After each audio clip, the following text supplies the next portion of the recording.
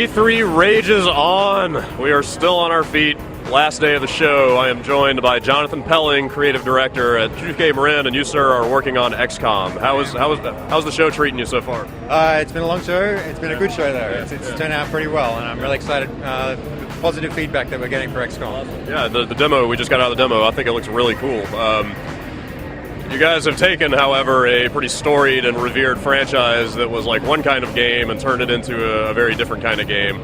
That was a brave move on your part, given the devotion of the XCOM fan base. But how's the response been? And have you taken any feedback from people's kind of initial impressions of the game?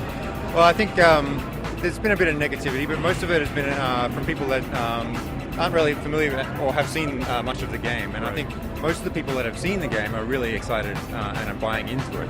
And that's, it's because we're really respecting the original material, like the original game. We're really trying to preserve that essence. We're not trying to throw all that out and just come out with some kind of bland first-person shooter. So you have like sort of a base of operations in the game, which is kind of like a big airplane hangar, sort of secret ops kind of place. There's a big map on the wall with a bunch of little mission markers, basically. So is that sort of a nod back to the original game, like being able to sort of choose like what area? Obviously the gameplay is different because it's first person, but it seems like that may have come directly from the past games. Is that accurate? Yeah, definitely. There's a whole strategic side to the game. Right. Fans of the original will remember having the base and being in control of the base and being able to, make strategic decisions about how their campaign, their operation is going to play out. And the same applies in this version of XCOM. You have a base, you have a staff, you have a science division, an intelligence division, a development, manufacturing division. And all these areas, they're all working for you to help you conduct your investigation. So for the map, for example, missions will come and go. Missions will be made of different opportunities and objectives.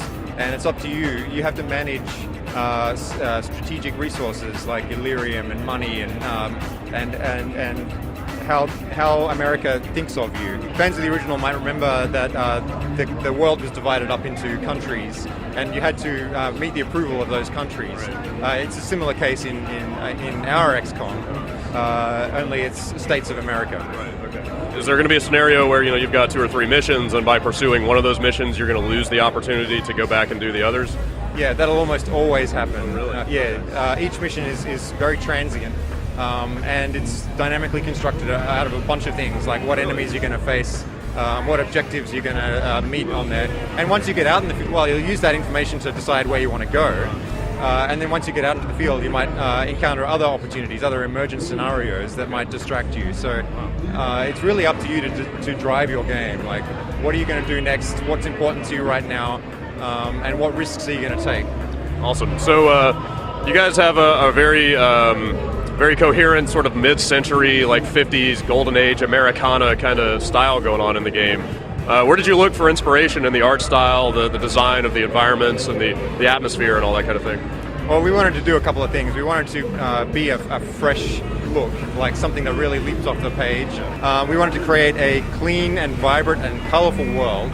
And we did that so that we could throw these aliens into it that are messy and destructive and corrupting, so that there's a real contrast there, real clarity between what you're trying to save and what's threatening that.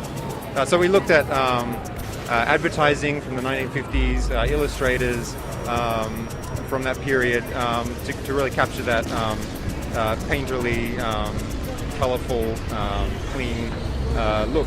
It's not an America that really ever existed, but it's a perfect, beautiful American dream. Very cool. So when are we going to see this game?